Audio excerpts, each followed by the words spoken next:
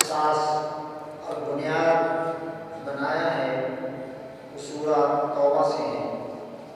اللہ تعالیٰ ارشاد فرماتا ہے ثانیہ اثنین ما فی الغار، وہ دو اور جب ان دونوں میں سے ایک کی کہہ رہا تھا اس یقول لصاحبہ، اپنے ساتھی سے، اپنے صحابی سے، لا تحزن، گھبرائیے نہیں، ان اللہ معنا، بے شک اللہ تعالیٰ ہمارے ساتھ ہے۔ قرآن کریم فرقان مجید کی آیت مبارکہ حضرت امیر المومنین ابو بکر صدیق رضی اللہ تعالیٰ عنہ کے حق میں نازل ہوئی، اور اکابر نے لکھا کہ باقی صحابہ کرام رضوان اللہ تعالیٰ علیہ اجمعین کے مقامات طیبات اور فضائل و کمالات یہ احادیث سے مبارکہ میں معلوم ہوئی، اور یہ تخصص ہے کہ حضرت ابو بکر صدیق رضی اللہ تعالیٰ عنہ کی صحابیت قرآن کی نص میں بیان ہوئی، اور اس میں کوئی شک نہیں کہ قرآن کریم فرقان مجید میں نام صحابہ میں سے صرف حضرت زید کا آیا ہے، یہ ان کا تخصص ہے، اللہ کی مرضی بھی جس کا چاہے وہ نام بیان فرما دے۔ قرآن مجید میں نام صرف حضرت زید رضی اللہ تعالیٰ عنہ کا آیا ہے، یہ زید بن حارثہ ہے، اور احادیث مبارکہ میں جو فضائل آئے ہیں وہ سب سے زیادہ فضائل حضرت علی شیر خدا کے آئے ہیں۔ احادیث کو دیکھا جائے تو ان میں فضائل زیادہ حضرت علی شیر خدا مولا کائنات کے ہیں رضی اللہ۔ اکابر نے کہا کہ احادیث طیبہ کی کثیر تعداد جو ہے وہ مولا کائنات کے فضائل کو بیان کر رہے ہیں، پھر بھی ابو بکر صدیق رضی اللہ تعالیٰ عنہ کو تم افضل مانتے ہو۔ انہوں نے کہا کہ بات یہ ہے کہ باقی فضائل و کمالات ہیں حضرت مولا کائنات کے، فاروق اعظم کے، حضرت عثمان غنی کے، دیگر صحابہ کرام رضوان اللہ تعالیٰ علیہم اجمعین کے، وہ احادیث میں آئے ہیں، اور ابو بکر صدیق رضی اللہ عنہ کی صحابیت اور ان کی فضیلت اور مقام کا ذکر آیت میں آیا، اور جب کسی کا مقام نص میں بیان ہو جائے، یعنی آیت کی واضح عبارت میں بیان ہو جائے، تو اس کے مقابل احادیث ہو تو تقابل جب کیا جائے گا تو نص تو نص ہی رہے گی نا، کیونکہ قرآن کریم زیر آسمان اللہ کی وہ کتاب ہے جس میں کوئی تبدیلی جب سے قرآن نازل ہوا نہیں ہوئی، اور قیامت تک تبدیلی نہیں ہوگی۔ قرآن خود کہتا ہے اِنَّا نَحْنُ نَزَّلْنَا الذِّكْرَ وَإِنَّا لَهُ لَحَافِظُونَ، بے شک ہم نے اس قرآن کو ہم نے نازل کیا، اِنَّا بے شک ہم نے، پھر نحنو آ گیا ہم نے، تو تکرار کے ساتھ نحنو کا آنا بتاتا ہے کہ ہم نے، یعنی ہم نے نازل کیا۔ سننے والے خیال کر لے، قرآن وہ کتاب ہے جس کو اللہ نے نازل کیا، انا نحن نزلنا الذکر، اس ذکر کو ہم نے نازل کیا، اور ہم ہی اس کے محافظ ہیں، اللہ نے اس کی حفاظت بھی اپنے ذمے لی۔ لہذا قرآن مجید کی جمع و تدوین، قرآن مجید کی آیات کی نمبرنگ، قرآن مجید کی آیات کے الفاظ، بلکہ اللہ نے قرآن مجید کی زیر و زبر تک کا ذمہ قبول فرمایا اور وہ اپنے ذمہ لیا۔ قرآن جیسے نازل ہوا تھا ویسے ہی آج تک ہے اور رہے گا۔ حضرت ابو بکر صدیق رضی اللہ تعالی عنہ، ہم نے عرض کیا تھا کہ آپ ہجرت کے موقع پر اللہ کے محبوب کے ساتھ رہے اور آپ نے ہجرت فرمائی مدینہ طیبہ کی جانب، اور بہت سارے کمالات اس مبارک سفر میں ظاہر ہوئے۔ فقیر نے الحمدللہ اپنے عہد شباب میں حج کیا تھا، اس وقت میں 30 برس کا تھا، تقریباً 30 برس کا، اور الحمدللہ غار ثور پر فقیر خود چڑھ گیا تھا۔ آج تک وہ رکت آمیز لمحات مجھے یاد ہیں، اور آج تک مکہ مشرفہ کے قرب و جوار میں غار ثور کی چڑھائی یاد ہے، الحمدللہ مرتے دم تک مجھے یاد رہے گی۔ اور میں غار کے اندر تک چلا گیا تھا اور کئی زاویوں سے اس کو دیکھتا رہا تھا۔ اللہ اللہ، میں الفاظ نہیں پاتا کہ جن سے اس سرور اور اس کیف کو بیان کر پاؤں کہ جب میں غار ثور کے اندر تھا۔ بہرناؤ غار ثور پر آپ کا تشریف لے جانا، پھر پیارے آقا کریم کے لیے پہلے غار میں اترنا، جن لوگوں نے اس غار کا اندر سے مشاہدہ کیا ہوا ہے وہ یقیناً میری تائید کریں گے۔ اللہ گواہ ہے کہ غار میں پہلے کود جانا یہ اس بات کی علامت تھی کہ میں اپنے محبوب پر فدا، اگر اندر کوئی ضرر رساں چیز ہو، کوئی نقصان پہنچانے والی چیز ہو، کوئی سانپ ہو، بچھو ہو، یا کوئی اور ایسی چیز موجود ہو جو نقصان پہنچائے، تو میرا محبوب تو غار کے باہر رہے، میں خود اندر جاؤں اور اس سے مقابلہ کر لوں۔ ظاہر بات ہے، اس میں کوئی شک نہیں۔ صدیق اکبر رضی اللہ عنہ غار کے اندر گئے اور غار کو صاف کیا، اور پھر عرض کیا یا رسول اللہ اب آپ تشریف لائیے۔ آرام کے لیے آپ نے اپنی ران حاضر کی اور سرور عالم صلی اللہ تعالی وسلم نے اس پر آرام فرمایا۔ بہرناؤ یہاں سے پھر آپ مدینہ طیبہ کو تشریف لے گئے۔ مدینہ طیبہ تک بے پناہ کمالات کا اظہار ہوا۔ بہرناؤ پھر سرور عالم صلی اللہ تعالیٰ علیہ وآلہ وسلم کے ساتھ اسلام کا پہلا غزوہ بدر الکبریٰ 2 ہجری کو ماہ رمضان میں انقلاب کا نعرہ لگ گیا تھا۔ یہ میں نے پہلے عرض کیا ہوا ہے کہ اسلام کی تبلیغ کے کل 5 مراحل ہیں۔ کتنے؟ اور اسلام کی تبلیغ کے کل 23 سال ہیں۔ کتنے؟ 23 سال میں 5 مراحل پر کام ہوا۔ یہ نہیں ہے کہ جو یہ کام ہوا وہ بغیر منصوبہ بندی کے ہوا۔ اللہ تعالیٰ نے اپنے محبوب کو جس طرح فرمایا اس طرح محبوب نے کیا۔ آواز تھوڑی سی کم کر دی جائے، یہ زیادہ ہے، مجھے زیادہ لگ رہی ہے، تھوڑی سی ہلکی کرو۔ تو اللہ اکبر، مراحل میں نے گنوائے ہوئے ہیں، ان کو دوبارہ گنوانے کی ضرورت محسوس نہیں کرتا۔ 5 مراحل میں کام ہوا اسلام کا۔ تبلیغ دین کے مراحل کتنے ہیں؟ 5، اور اس کے لیے دورانیہ کتنا ہے؟ 23 سال۔ 23 سال میں 5 مراحل میں کام ہوا۔ مکی زندگی میں 1.5 یا 2 مرحلے طے ہوئے تھے، اور مدنی زندگی میں وہ 13 سال میں 2 یا 1.5 یا 2 مرحلے طے ہوئے، اور مدنی زندگی میں الحمدللہ 1.5 پونے 2 برس میں باقی سارے مراحل طے ہو گئے، اور 2 ہجری ماہ رمضان المبارک کو انقلاب کا نعرہ لگ گیا۔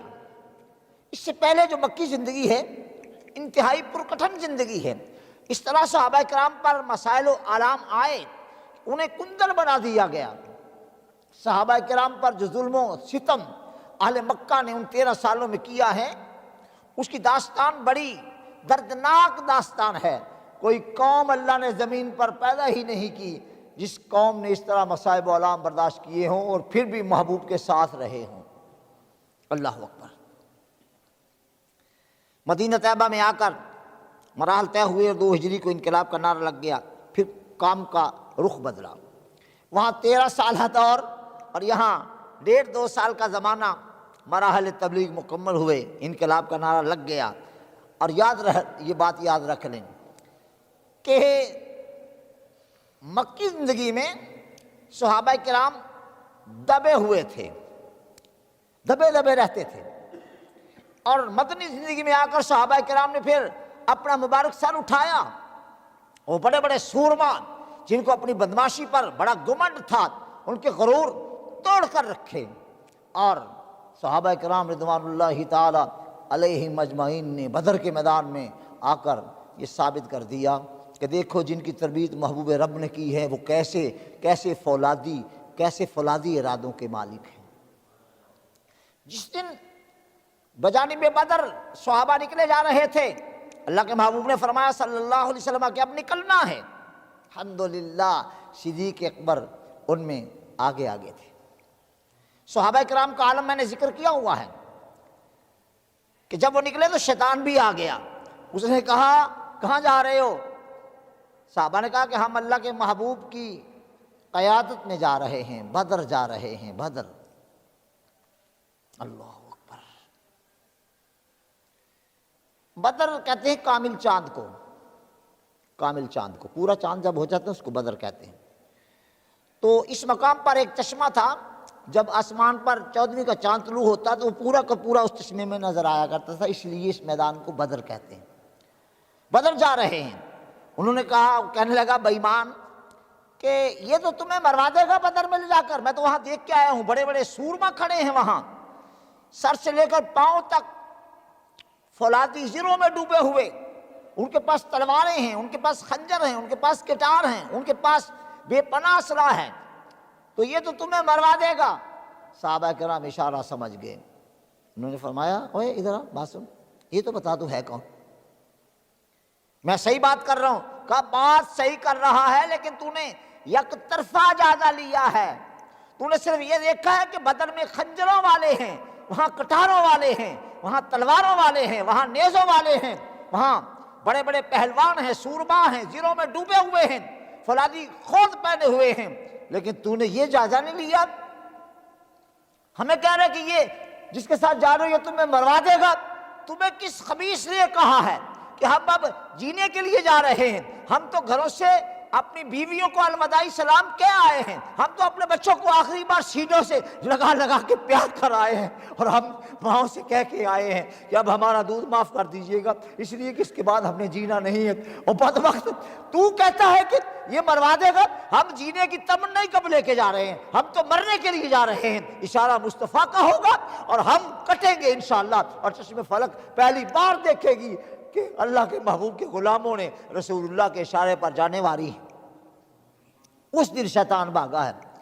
علماء نے لکھا ہے جب یہ بھاگا پیچھے سے ہوا خارج ہو رہی تھی، باقاعدہ اس کی آواز آ رہی تھی، بھاگا جاتا تھا اور ہوا خارج ہو رہی تھی، اور رب کے ملائکہ کہہ رہے تھے دیکھا محمد مصطفیٰ کے تربیت یافتگان نے اس کا کیسے طرح نکالا ہے، کیسے اس کا حساب کتاب برابر کیا ہے۔ اور صدیق اکبر میں آگے تھے۔ برناؤ حضرت ابوبکر صدیق رضی اللہ عنہ پہلے غزوہ میں رسول اللہ کے ساتھ، اس کے بعد غزوہ احد میں رسول اللہ کے ساتھ، غزوہ احزاب میں رسول اللہ کے ساتھ۔ تمام غزوات پیغمبر میں کوئی غزوہ ایسا نہیں جس میں ابوبکر صدیق ساتھ نہ ہو۔ اللہ اکبر، کہہ دو سبحان اللہ۔ صحابہ، وہ صحابہ جن کی ہر صبح عید ہوتی تھی، صحابہ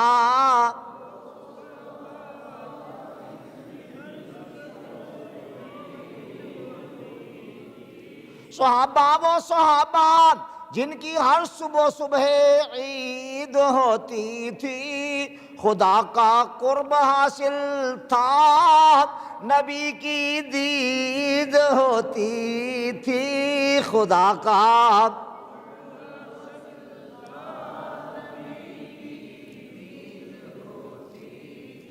صحابہ کرام جب نکلے ہیں تو کمال اہتمام سے نکلے ہیں۔ اللہ اکبر۔ حضرت ابوبکر صدیق رضی اللہ عنہ تمام غزوات میں رسول اللہ کے ساتھ رہے۔ اللہ کے محبوب علیہ السلام نے ارشاد فرمایا کہ ابوبکر صدیق نے رضی اللہ عنہ جس طرح میرا ساتھ دیا اور جس طرح قربانیاں دی ہیں، ان کی ان قربانیوں کی جزا ان کا اللہ عطا فرمائے گا۔ واقعی وہ قربانیاں اور وہ مجھ پر جو محبتیں نچھاور کی ہیں وہ بے مثل اور بے مثال ہیں۔ اللہ اکبر۔ بیاں ہو کس زبان سے مرتبہ صدیق اکبر کا، بیاں ہو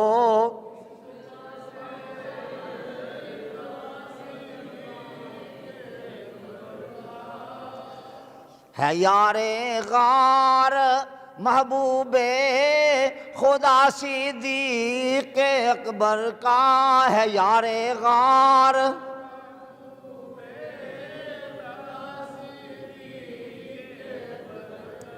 لٹایا راہ حق میں کئی بار گھر کچھ اس محبت سے. لٹایا راہ حق میں گھر کئی بار کچھ اس محبت سے کہ لٹ لٹ کر حسن گھر بن گیا صدیق اکبر کا. بہرحال ابو بکر صدیق رضی اللہ تعالیٰ عنہ ساری حیاتی رسول اللہ پر فدا رہے. جب سرکار دنیا سے تشریف لے گئے اس کے بعد صحابہ کرام رضوان اللہ تعالیٰ علیہ مجمعین نے آپ کو بالاتفاق اپنا امام چن لیا. اور دیکھیے میں مسئلہ خلافت پر کبھی بحث نہیں کیا کرتا، لیکن اگر کوئی یہ سمجھے کہ مجھے شاید بات کرنا نہیں آتی تو ایسا نہیں ہے. میں نے 45 برس ان مراحل سے احتیاط سے گزرنا سیکھا ہوا ہے. میں لوگوں سے کبھی خام خامے سنگ نہیں اڑایا، لیکن میں نے یہاں جب میں آیا تھا آتے کہہ دیا تھا میرا طرز یہ ہوگا کہ میں کبھی بھی کسی کو چھیڑوں گا نہیں. الحمدللہ میں نے اس پہ پیرا دیا ہے. میں نے کبھی بھی کسی کو اپنی ممبر پر بیٹھ کر چھیڑا نہیں. میرے ہاں لوگ آتے ہیں رفع دین کر کے نماز پڑھتے ہیں، میرا کوئی اس سے تعلق نہیں، چونکہ میں اسے کفر و اسلام کا مسئلہ نہیں جانتا ہوں. کوئی رفع یدین کرتا ہے کوئی نہیں کرتا ہے، یہ کوئی کفر اسلام کا مسئلہ نہیں.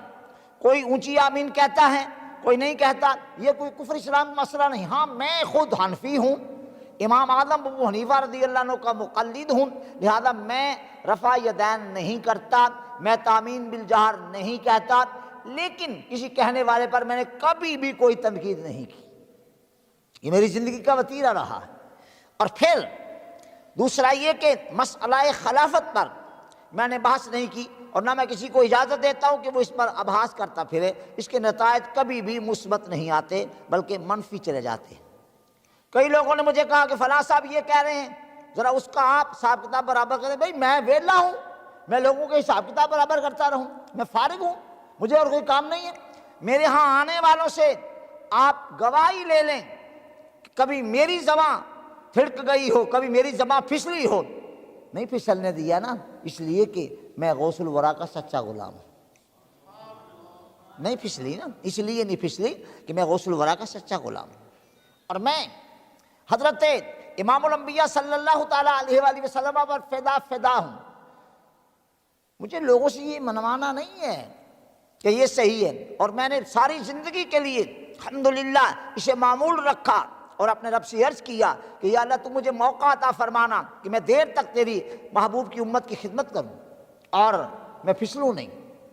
انشاءاللہ اب تک تو خیر سے گزر گئے، 63 برس گزر گئے، الحمدللہ خیر سے گزر گئے. اور باقی جو اور عطا ہوں گے تو وہ رسول اللہ کا صدقہ ہوگا. ذرا اس کے بعد جو جینا ہے وہ سرکار کا صدقہ ہے نا، تو میرا جینا سرکار کے صدقے میں ہے. اور پھر اس عمر میں میرے حواس کا قائم رہنا اور میرے دل کا ٹھیک رہنا اور میرا خود ٹھیک رہنا، یہ میرا کمال نہیں ہے، یہ تو کملی والے آقا کا تصدق ہے. جی ہاں.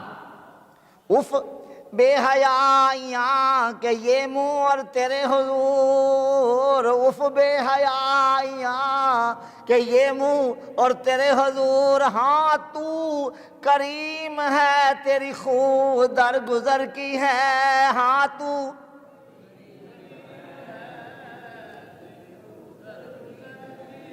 اگر یہ نہ ہو تو پھر پلے کیا ہے رب کے سامنے. میں بھی حاضر ہوتا ہوں، آپ بھی، آپ تو اچھے لوگ ہیں، میں یقین کریں یہی منہ لے کے حاضر ہو جاتا ہوں اور کہتا ہوں کہ یا اللہ یہ چھوٹا کرم ہے کہ تو میرے جیسے سیاہکار کو بھی اپنی بارگاہ میں کھڑا ہونے کا موقع دیتا ہے، میرے جیسے گناہگار کو بھی اپنی بارگاہ میں لا کھڑا کرتا ہے. اس شکر پر ساری زندگی سجدہ کرتا رہوں تو اس کا شکر ادا نہ ہو. ظاہر بات ہے کہ ایک حقیقت ثابتہ، ایک حقیقت صادقہ ہے. تو حضرت ابو بکر صدیق رضی اللہ تعالیٰ عنہ کو صحابہ کرام نے اپنا امیر بنا لیا. میں نے کہہ دیا کہ وہ امیر کیسے بنے، اس پر کوئی بات نہیں کرتا اس لیے کہ وقت نہیں۔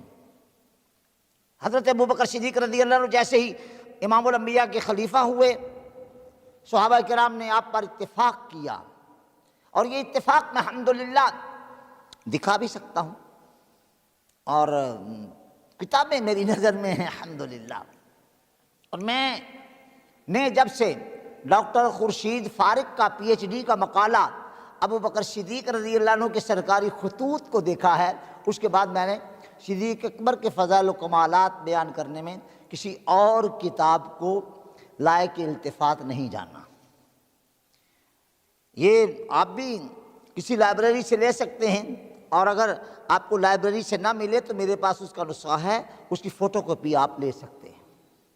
ابوبکر صدیق رضی اللہ عنہ کے سرکاری خطوط پر خلیفہ ہو گئے، اور جیسے ہی اللہ کے محبوب کی وفات کے بعد آپ مسلمانوں کے خلیفہ بنے، ہر طرف اسلام کے خلاف بغاوتیں، لوگوں نے اسلام کا وہ طرز زندگی جس میں صلاۃ اسلام کا بہت عظیم فرض ہے، نماز، اور زکوٰۃ اسلام کے ضروریات میں سے ہے۔ لوگوں نے پہلا کام یہ کیا، بڑے چالاک لوگ ہوتے ہیں نا، سب سے پہلے زکوٰۃ بند کرا دی۔ وہ رسول اللہ کی زندگی کے ساتھ خاص تھا، جب تک سرکار حیات تھے ہم زکوٰۃ دیتے تھے، اب ہم زکوٰۃ نہیں دیں گے، یعنی اس کو مختص کیا رسول اللہ کی حیات ظاہری کے ساتھ، زکوٰۃ بند۔ اور جب مسلمانوں کی زکوٰۃ بند کر دو گے تم لوگ، یہ نہیں چل پائیں گے۔ اسلام ایک عارضی طرز زندگی تھا، وہ رسول اللہ کی حیات کے ساتھ قائم تھا، سرکار تشریف لے گئے، اب نظام نہیں چل سکتا، زکوٰۃ بند کروا دی۔ بڑے بڑے قبائل نے زکوٰۃ کے انکار کا اعلان کر دیا۔ نجد میں یہ فتنہ پھیل اٹھا، تہامہ میں یہ فتنہ پھیل اٹھا، اور یمامہ میں یہ فتنہ پھیل گیا۔ تہامہ، یہ کبھی کسی نے مجھ سے پوچھا تھا کہ تہامہ کیا ہے؟ تہامہ بحر کلجم کے جنوب مغربی کنارے پر جو نشیبی پٹی ہے نا خشکی کی، اس کو کہتے ہیں تہامہ۔ کیا؟ تہامہ۔ یہ اس علاقے کا نام ہے۔ یہ وہ علاقہ ہے جو بحر کلجم کے جنوب مغرب میں اس کے ساحل پر واقع ہے، اور یہ خاصا نشیبی علاقہ ہے۔ سمندر وہاں اوپر ہے اور خشکی وہاں نیچے ہے۔ جس طرح چائنا میں ایک مقام آگے جا کے کہیں آتا ہے، مجھے نام اس وقت یاد نہیں، وہاں سمندر 500 فٹ اونچا ہے اور خشکی 500 فٹ نیچی ہے، لیکن کبھی سمندر کا پانی نشیب کی جانب نہیں آیا۔ یہ ہے قادر کریم اللہ رب العالمین کا کنٹرول کہ کبھی پانی نشیب کی جانب نہیں آیا، حالانکہ پانی کے لیے قانون ہے، جہاں نشیب ہوگا پانی خود اتر جائے گا، لیکن سمندر کو اللہ نے وہاں تک روکا ہوا ہے۔ اس کی لہر آتی ہے، لہر آ کر واپس چلی جاتی ہے، کبھی خشکی میں نہیں اتری۔ اللہ کا کنٹرول بڑا زبردست ہے، اللہ بڑا قاہر قدیر ہے، اللہ بڑا عظیم و جلیل ہے، میرا رب بڑا عظیم ہے، میرا رب بڑا عظیم ہے۔ تہامہ میں زکوٰۃ کا انکار کر دیا گیا، نجد والوں نے زکوٰۃ کا انکار کر دیا، یمامہ والوں نے انکار کر دیا، صرف مکہ و مدینہ، 2 شہر مقدس، اللہ ان شہروں کو سلامت رکھے، ان 2 شہروں میں یہ بغاوت نہیں پھیل سکی، سر نہیں اٹھایا۔ کیوں سر نہیں اٹھایا؟ ان دونوں شہروں میں رسول اللہ کے بڑے بڑے صحابہ موجود تھے۔ ایک صحابی نے ایسا ناطقہ بند کیا، انہوں نے کہا تم کہتے ہو کہ اسلام رسول اللہ کی حیات تک محدود تھا، غلط بات ہے، ہم نے رسول اللہ کی بارگاہ میں تربیت پائی ہوئی ہے، آؤ ہم سے بات کرو۔ عبداللہ ابن عباس نے اپنا کردار ادا کیا، عبداللہ ابن عمر نے اپنا کردار ادا کیا، عمر ابن خطاب نے اپنا کردار ادا کیا، حضرت انس بن مالک نے اپنا کردار ادا کیا، حضرت اکرمہ بن ابی جہل نے رضی اللہ عنہ اپنا کردار ادا کیا۔ جماعت صحابہ کا مقابلہ قیامت تک کوئی قوم نہیں کر سکتی، اور اس پر پوری انسانیت کی تاریخ متفق ہے کہ جو جماعت رسول اللہ نے تیار کر دی تھی صلی اللہ علیہ وآلہ وسلم، فدا ہو ابی و امی، اس جیسی جماعت اب دوبارہ قیامت تک تیار نہیں ہو سکتی۔ اللہ اکبر۔ ابو بکر صدیق رضی اللہ عنہ یہاں میں جب یہ بے عہدیاں پھیلیں، صحابہ کرام رضوان اللہ تعالی علیہم اجمعین خود گھبرائے، اور ان میں سب سے بہادر جو تھے حضرت عمر بن خطاب، وہ بھی گھبرائے ہوئے نظر آئے۔ ابو بکر صدیق رضی اللہ عنہ سے تخاطب کیا، فرمایا میں نے عامات الصحابہ کو بلایا تھا مشاورت کے لیے، ان سے رائے لی کہ اب مجھے کیا فیصلہ کرنا چاہیے۔ ان سب کی رائے یہ ہے کہ آپ فی الحال مدینہ طیبہ کو بچائیں، مدینہ طیبہ کو بچائیں، جب دارالخلافہ کیپٹل بچا رہے گا تو پھر بعد میں دیکھیں گے۔ میں نے عشرہ مبشرہ کو الگ بلایا، ان سے رائے لی، ان کی بھی رائے یہی آئی۔ اب عمر تمہیں میں نے بلایا ہے، میں ہوں اور تو ہے، بتا اب تو کیا کہتا ہے۔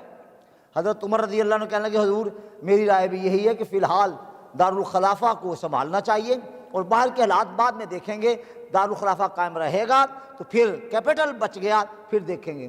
آپ نے فرمایا عمر تیری وہ بڑھ کے کہاں گئی، تیرا وہ روب و جلال کہاں گیا، تیرا وہ ڈٹنا کہاں گیا جو تو رسول اللہ کے زمانے میں باتیں کیا کرتا تھا، تجھے کیا ہو گیا۔ سن، اب تمام صحابہ کرام کو بلا لو، آ جائے سارے۔ عمر تو بھی آ جا، تو مجھے کہتا ہے کہ میں فی الحال کوئی کاروائی نہ کروں، میں کیپٹل کو سنبھالوں، اب تو کل آ تو صحابہ میں، تو بھی آ۔ صحابہ کرام آ گئے، اور صدیق اکبر رضی اللہ عنہ استقبال کے لیے مسجد نبوی شریف میں اعلیٰ صاحب الصلوۃ والسلام موجود تھے۔ ایسا بہادر مرد انبیاء کے بعد اللہ کسی ماں نے جلا ہی نہیں جیسا ابو بکر صدیق تھا، کسی ماں نے ایسا بہادر مرد نہیں جنا جیسا ابو بکر صدیق تھا۔ آؤ تم آؤ صحابہ، تو صحابہ کو بلایا مسجد نبوی شریف میں، صدیق اکبر کی چادر کندھے پر تھی۔ آؤ بیٹھو۔ اب دیکھ رہے تھے کہ کیا کہتے، فرمایا اب سوچ رہے ہو کہ آج میں نے کیا مشاورت کرنی ہے، میں تم سے مشاورت پہلے کر چکا، عامات الصحابہ تم سے مشاورت ہو چکی، عشرہ مبشرہ سے مشاورت ہو چکی، اور سیدھی 1 to 1 مشاورت حضرت عمر بن خطاب سے بھی ہو چکی ہے۔ آج میں نے تمہیں مشاورت کے لیے نہیں بلایا ہے، آج میں نے تم سے مشورہ لینے کے نہیں بلایا تم کو، آج میں بطور امیر کھڑا ہوں، اور آج میں نے تمہیں حکم سنانے کے لیے بلایا ہے۔ کہو سبحان اللہ۔ آج میں نے تمہیں حکم سنانے کے لیے بلایا ہے۔ اب تم کہتے ہو کہ میں کیپٹل کو سنبھالوں اور میں لشکر اسامہ کو روانہ نہ کروں، چونکہ اس وقت فوج کا 3,000-3,500 میل دور روانہ کرنا یہ قطعاً بھی سلطنت کے مفاد میں نہیں ہے۔ اور جو دلائل ظاہری ہیں، آپ کو پتہ ہے نا کہ میں نے ہسٹوگرافی بھی پڑھی ہوئی ہے، اور الحمدللہ ہسٹوگرافی پر مجھے اللہ نے خاصا تبحر عطا کیا ہوا ہے۔ بظاہر دلائل یہ ہیں کہ اس وقت صرف مرکز کو بچایا جاتا، بعد میں دیکھا جاتا، لیکن ابو بکر صدیق رضی اللہ تعالیٰ عنہ نے فرمایا کہ آج میں نے تم سے مشورہ کرنے کے لیے تمہیں نہیں بلایا، آج میں تمہیں حکم سناؤں گا، حکم سنانے بلایا ہے۔ سنو، کیپٹل باقی رہے نہ رہے، اور ابو بکر صدیق باقی رہے نہ رہے، تم بھی باقی رہو نہ رہو، لیکن حکم رسول صلی اللہ علیہ وسلم پر عمل ہوگا، اس لیے کہ اللہ کے رسول کے منہ سے نکلا تھا کہ اسامہ کے لشکر کو روانہ کر دینا۔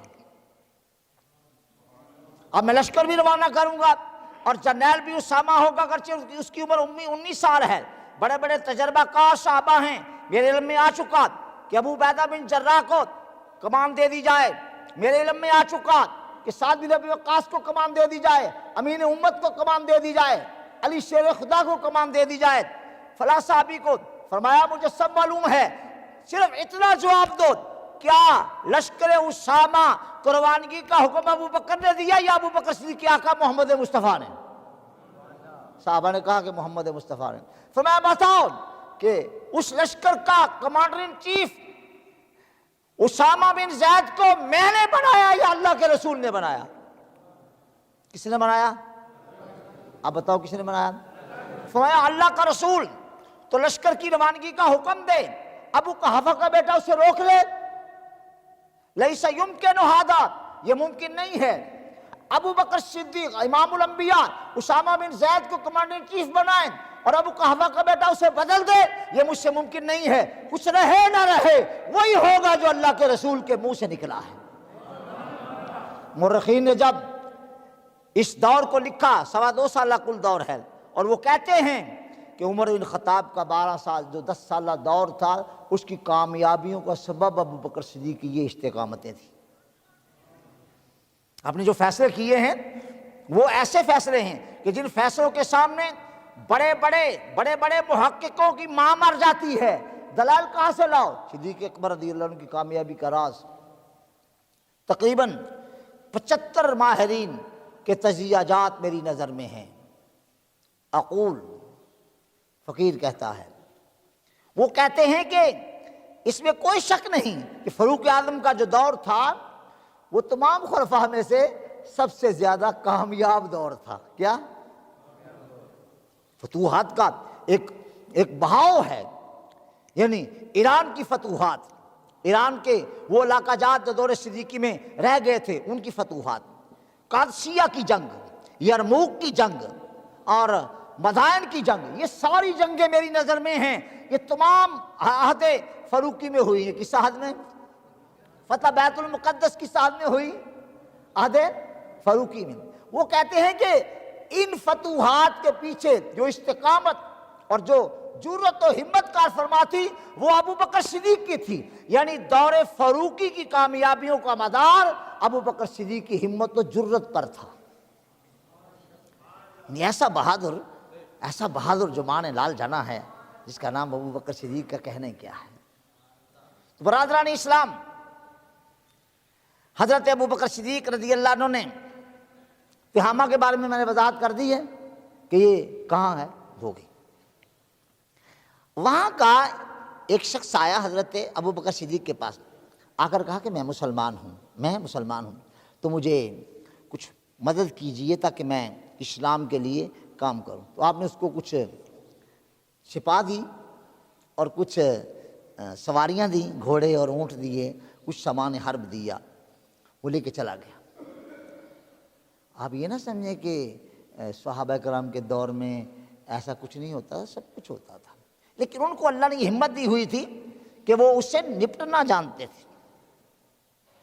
اس نے سامان کہاں سے لیا؟ صدیق اکبر کے مبارک دربار سے، تلواریں لی، خنجر لیے، کٹار لیے، گھوڑے لیے، اونٹ لیے، اور اس نے اس سامان کے بل بوتے پر جا کر رہزنی شروع کر دی۔ دیکھا کہ یہ قافلہ آ رہا ہے، اس کو روکا لوٹ لیا، دیکھا وہ قافلہ آ رہا ہے، اسے روکا لوٹ لیا، رہزنی شروع کر دی۔ یہ اطلاعات صدیق اکبر کو پہنچی رضی اللہ عنہ۔ آپ نے حضرت خالد بن ولید رضی اللہ تعالی عنہ کو خط لکھا اور لکھا کہ خالد، تم اگر یمامہ کی فتح حاصل کر چکے ہو اور یمامہ کی فتح کے بعد تمہیں حکم ہے کہ تم نے زیادہ دیر وہاں قیام نہیں کرنا، بلکہ یمامہ میں رکے بغیر فوراً اس کی طرف نکل جاؤ، اور اس قبیلے پر جتنا مجھے غصہ ہے پورے عرب قبائل میں سے کسی پر کوئی غصہ نہیں ہے۔ آواز نہ مجھے آئے کسی کے بولنے کی۔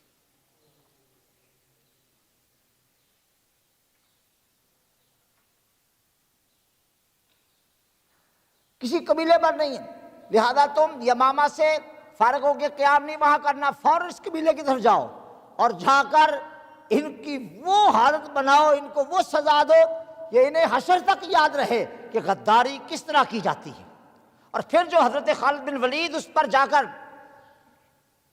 حملہ آور ہوئے، انہیں سبق دے دیا کہ غداری کیسے کی جاتی ہے۔ غداروں کو کبھی بھی نہیں چھوڑنا چاہیے، ان کو معاف نہیں کرنا چاہیے۔ ان کو معاف کرنے کا مطلب ہے کہ آپ نے اپنے لیے گڑھا کھود دیا ہے۔ لہذا اپنے آپ کو اس طرح قائم رکھو کہ اللہ اور اس کے رسول کے ساتھ وفا جو کرے اس کو سلام، اور جو اللہ اور اس کے رسول کے ساتھ وفا کرنے سے فرار اختیار کرے اس کو معاف نہیں کیا جاتا۔ کوئی بھی ہو، ہمارا بہت قریبی ہو، کوئی بات نہیں۔ صدیق اکبر رضی اللہ عنہ نے یہ ہمیں سبق سکھایا۔ اور ڈاکٹر خورشید فارق جب اپنا پی ایچ ڈی کا مقالہ لکھ کر اسے اختتام کر رہے تھے، آخر میں جا کے لکھتے ہیں کہ ابو بکر صدیق رضی اللہ تعالیٰ عنہ کی استقامت نے امت مسلمہ کو بقا عطا کی۔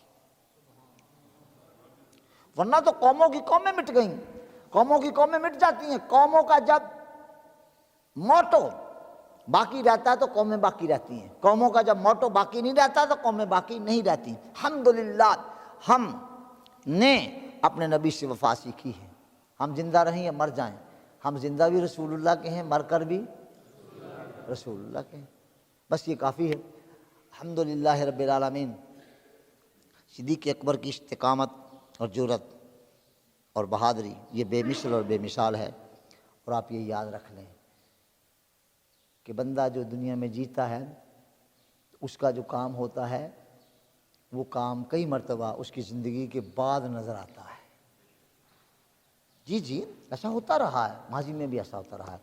آپ اللہ کے رسول سے وفا کیجئے صلی اللہ علیہ وسلم اور اللہ کے احکامات پر عمل کیجئے، لیکن یہ یاد رہے کہ یہ چیزیں سننے سے ایک جذبہ پیدا ہوا، اب آپ نے عمل کیا کرنا ہے؟ اپنے ماں باپ کا ہمیشہ ادب، کیا ماں باپ کا ہمیشہ، یہ یہاں سے اگر آپ ناکام ہو گئے تو سمجھے کسی میدان میں بھی آپ کو کوئی کامیابی حاصل نہیں ہوگی۔ ماں باپ کا ادب آپ کی کامیابی کا زینہ ہے۔ کیا ہے؟ زینہ۔ زینہ پتہ نہیں کس کو کہتے ہیں؟ کس کو کہتے ہیں؟ سیڑھی کو کہتے ہیں زینہ۔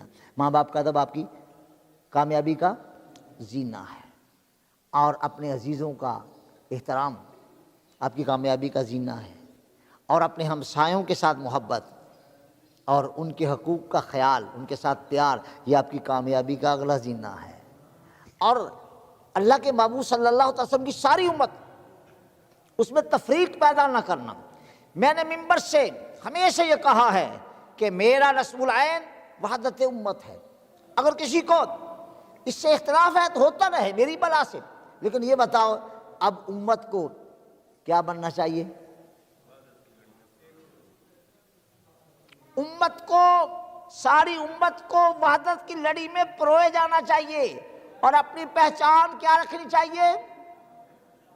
مسلمان۔ کیا؟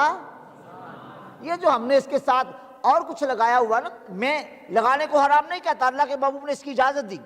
تیمی تیمی رہے، اور مخزومی مخزومی رہے، کرشی کرشی رہے، ہاشمی ہاشمی رہے، داری داری رہے، لیکن یہ داری ہونا، ہاشمی ہونا، کرشی ہونا، مخدومی ہونا، مخزومی ہونا، تیمی ہونا، یہ اتنا نہ بڑھا لیا جائے کہ سب کچھ تیمی ہی ہوتے ہیں، سب کچھ مخدومی ہی ہوتے ہیں۔ نہ، پہلے ہم مسلمان ہوتے ہیں پھر مخزومی ہوتے ہیں، پہلے ہم مسلمان ہوتے ہیں پھر تیمی ہوتے ہیں، پہلے ہم مسلمان ہوتے ہیں پھر داری ہوتے ہیں، پہلے ہم مسلمان ہوتے ہیں پھر ہاشمی ہوتے ہیں، پہلے ہم مسلمان ہوتے ہیں پھر کرشی ہوتے ہیں۔ اگر مسلمان کو اولیت دے دو گے تو ساری امت میں وحدت پیدا ہو جائے گی، اور یہ زمانہ وہ ہے جس میں امت میں وحدت پیدا کرنے کی اشد ترین ضرورت ہے۔ ایم آئی رائٹ؟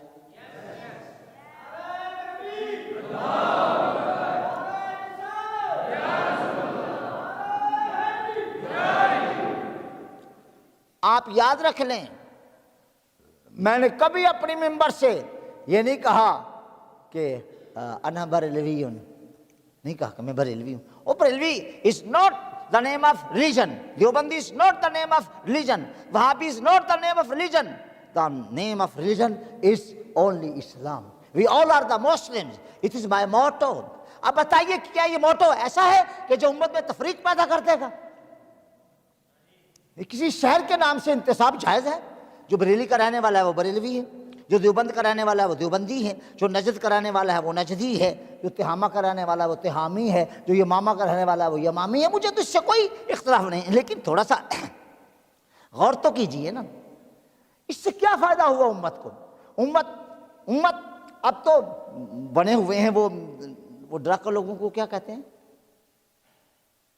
ہاں کیا بول پڑو، ڈرک لوگوں کو کیا کہتے ہیں؟ گیدڑ۔ کیا؟ گیدڑ بنے ہوئے ہیں نا ہم، گیدڑ۔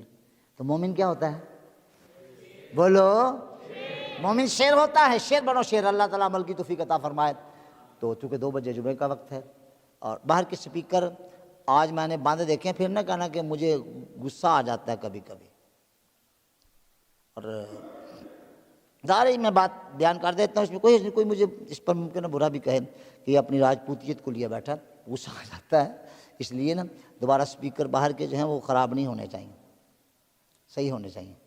وہ گھڑی لگ گئی، کس نے گھڑی لگوائی ہے بھائی؟ ہیں اس کو اللہ جزائے خیر عطا فرمائے. میں نے پچھلی جمعے میں کہا تھا کہ وہ سامنے گھڑی مجھے نظر نہیں آ رہی، تو آئندہ نظر آنی چاہیے، نظر آ گئی. اسپیکر باہر والے بندے نے خراب نہیں ہونے چاہیے، ٹھیک ہے. میں نے کہا تھا کہ میں 1 بجے ممبر پر ہوں گا. ہے کوئی گواہ؟ ہاں جی. کتنے بندے؟ ماشاء اللہ. میں 1 بجے کہاں تھا اور آپ کو کہا تھا 1 بجے سے پہلے آنا. الحمدللہ 2 بجے پورے جماعت ہو جائے گی. جی پڑھیے سنت ہے، اور پھر اذان ہوتی ہے تو جماعت ہو جاتی ہے انشاءاللہ. اگلے جمعے کو